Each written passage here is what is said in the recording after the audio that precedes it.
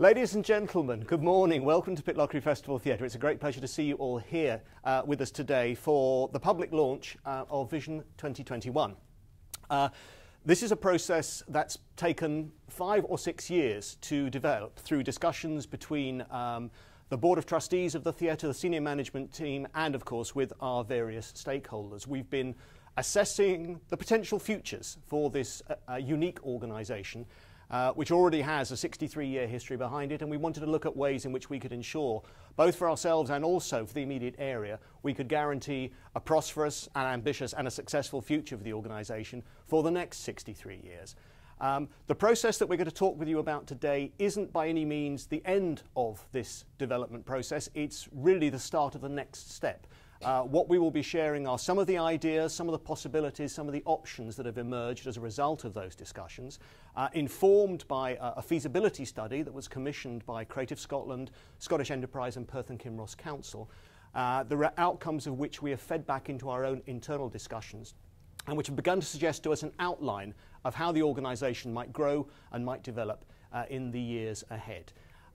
We've already held a number of community engagement meetings over the last week to try and involve the local community, the local businesses, local representatives in these discussions to get their feedback, and we're hoping today that you similarly will also contribute to that feedback process and help ensure that we are on the right lines in terms of the proposals that we're going to share with you today. So where do we start? We start with a theatre that really has always evolved and changed. It's had some very big moments of change. Clearly when it started in 1951 in a tent because raw materials were only available immediately after the war for essential things, and a theatre certainly was not thought of as essential. In 1953 the tent was ripped from top to bottom in a storm in the autumn, and so as a result it had to be clad, and John Stewart, our founder, had in really a wonderful gesture, gave all of his assets to the charity which still runs the theatre to this day. In 1981, with a very bold move from the centre of town, the theatre was brought to this spot here, overlooking Bennyvrackie and on the banks of the River Tummel.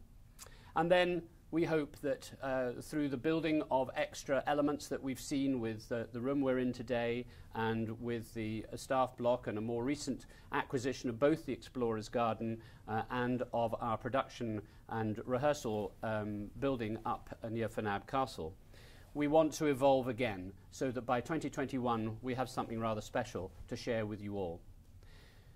As John said, we had an independent feasibility study, and the fact that it was independent was really important to us. This wasn't the board telling the world what it thought it needed. This was an independent study that analysed who we were and what we were and suggested ways forward for us. We've been able to embrace quite a lot of that, and that's what we're going to talk to you about in more detail just now. We've learned that we can't sit still. To quote the feasibility study, it said the status quo is not an option. It taught us that we've got to play to our strengths, something we've been trying to do, I think, with relative success for a number of years. We've also got to recognise the things that hold us back, and we know that we've got to grow. We've got to grow in ambition, we've got to grow in size, and in also the audiences we attract. So this is a transformational opportunity that John is going to tell you more about just now. As Colin said, the process of responding to the feasibility study, to the recommendations that came out of it, have focused our thinking in a number of key areas.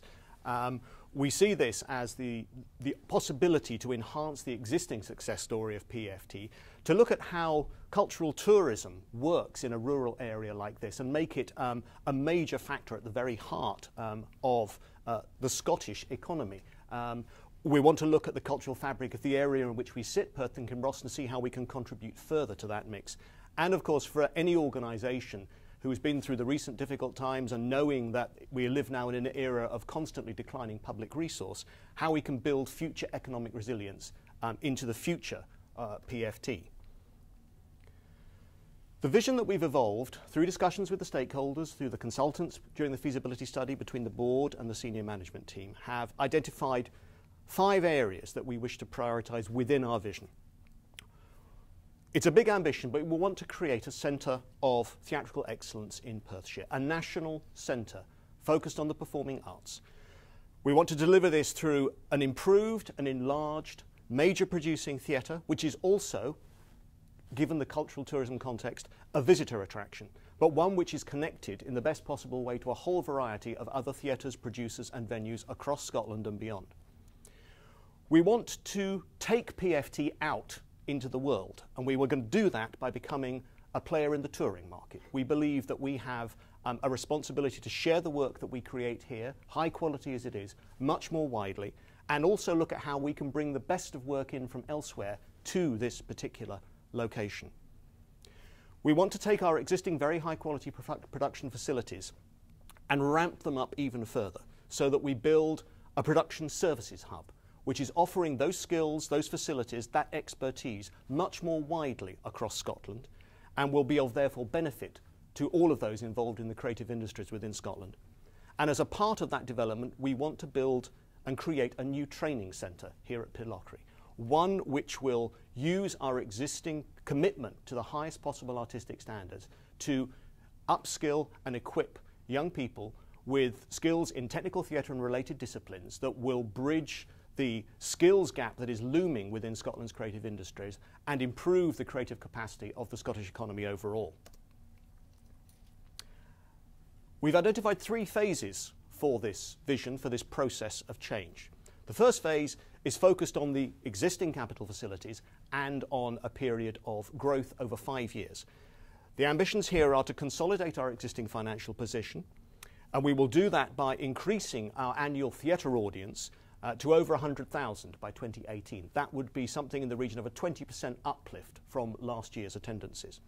One of the main ways that we will do this will be by adding a new spring production in 2016. We already create 6 shows in the summer repertoire season. We create a standalone autumn show and a standalone winter musical. We will then add a 9th show as a way of beginning to attract these new audiences. We will also use that new spring production as a vehicle with which to test out our ambitions in the touring sector. We are limited to a certain extent by our existing technical infrastructure, but we believe by using one particular piece of standalone work as a model, we can actually work within our existing technical infrastructure to ensure that we can share some touring work even before anything major happens to the existing building. And during this period, we will be exploring how we can collaborate and build new partnerships with others within the theatre sector and indeed in other creative industries across Scotland. We will be looking at co-productions, yes, but other and potentially more innovative ways of collaborating with others working in the sector. We believe that this process of growth will begin to create an enhanced national profile for the organisation. It will allow us to begin to deliver a broader and more dynamic artistic programme.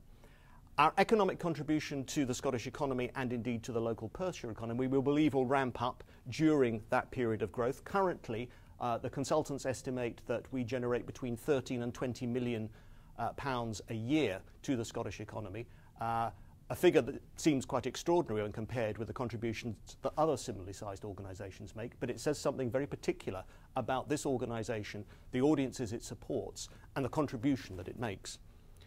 And of course, ramping up what we do here will increase the visitor footfall for Pitlochry, for Perthshire and for Tayside as a whole. Following that growth phase, we will then have a build phase where the works that we've identified as being necessary to convert the existing facilities into those that we will need for the 21st century begin to take place. We began, as Colin said, in 1951 in a tent, and while the building works are happening on this site, we have to find alternative ways of continuing to share our work with our audiences and continuing to attract visitors to Pitlochry and elsewhere, and ensure that during a period when we won't be producing on this site, our profile remains as high as it would ordinarily. So we've identified 3 things that we could do during this period when this site will become a building site. We'll go back to 1951 and we will look at creating a summer season for 1, possibly 2 years in Pitlochry in a tent theatre. It'll be nothing like the tent that John Stewart put up in 1951 in the grounds of Knockandarroch House. It will be an entirely modern theatre auditorium. It will be a chance for us to revisit our roots, but at the same time to share with audiences the particular thrill, the particular excitement, the particular dynamic that exists in a temporary theatrical structure. We will also look at transferring what is rapidly becoming our biggest standalone production, the Winter Musical, to another venue. We will look at continuing to produce the Winter Musical, but moving it into a larger venue, potentially one in the Central Belt. And we will look at continuing that evolving touring programme by taking two productions out on the road, an autumn production and a spring production, that would tour throughout Scotland and maintain our profile during the build phase. There are both positives and negatives to any capital programme. The negatives for this site are, of course, that the theatre building would effectively close for a period of 18 to 24 months, and this site would become almost completely inaccessible. But we believe that with the plans that we have come up with so far with regard to that summer season, with regard to touring and with regard to a residency, that we can actually combat those downsides and that we can ensure that the PFT profile remains high, that we continue to engage with our expanded audience, and that we can continue to offer work of the highest quality to audiences throughout Scotland.